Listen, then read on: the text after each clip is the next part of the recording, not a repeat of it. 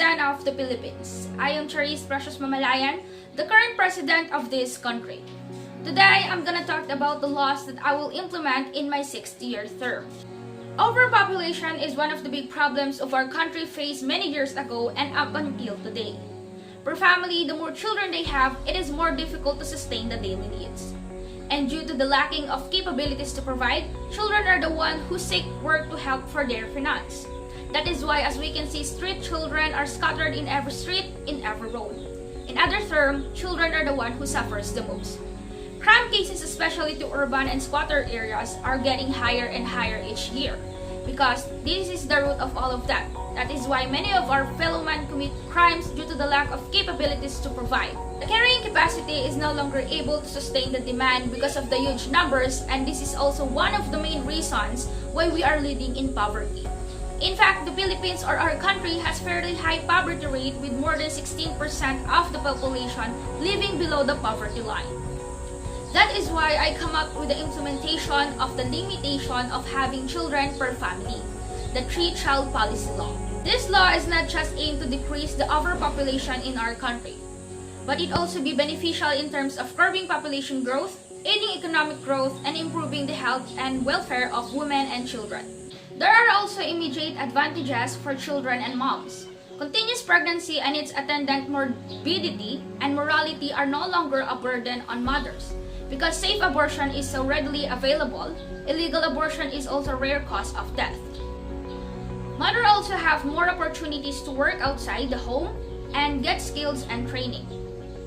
This policy has also exceptional in rural and urban areas in the Philippines since the living state or living conditions are different from each other. Also, if both parents have no stable jobs and capabilities to sustain and provide for each family, then they are not allowed to raise his own family. In the cities, young people marry late. The minimum age allowed by this policy for marriage is 23 for women and 25 for men. As one of the developing countries, we should be open for changes and adapt something new. Globalization could help like what China implemented to their country, and study shows that it has a good impact in their economic growth and how fertility rate is successfully controlled. Impressive evidence is now emerging that couples, even in the rural areas, no longer see large family as an asset. Concerns about divisions of farmland among children are cited as one important reason. I'd show compassion, but I will not forsake the integrity of our law. I would do what I think is best for my country. I will also be required and mandate the family planning seminars in every barangay. I would try to always keep in mind that not all the people and areas in the Philippines will be reached the same needs. That is why it is possible by the use of decentralization to distribute the fund to each barangay, and so shall be assist from the governor, mayor, and barangay captain, so that we can successfully implement this kind of programs, and that we will be trying that all the people around our country will be educated with regards to what they are trying to enter in. The lack of knowledge is also one of the reasons why there are high rate number of teenage pregnancy in our country. Because of wrong thoughts and the seeking to feed the curiosity of the teens so that they do their own experimental experience. But if they are fully aware with that, they are possibly avoiding this.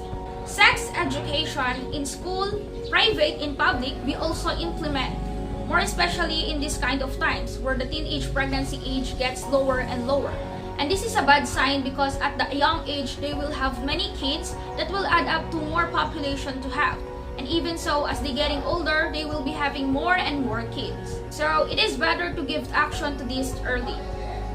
This is my way that we would be able to address the real cause of the underlying diseases of our country instead of just addressing the symptoms. As a president, I establish good relationship with my people. I would remind all 106,000 Filipinos that our government is a government of the people, by the people, and for the people. Without you, our government would not exist. That is why your health and your sake is what matters to me the most. You gave this position to me and use my power as a president to provide rules of a general and permanent character in implementation or execution of constitutional and statutory power to promulgate the executive orders and to control these executive departments, bureaus, and offices. And this is possible by the cooperation of each every one of us to be responsible citizen of this country. Again, I am Charis Precious Mamalayan, and I would greet you all a pleasant day.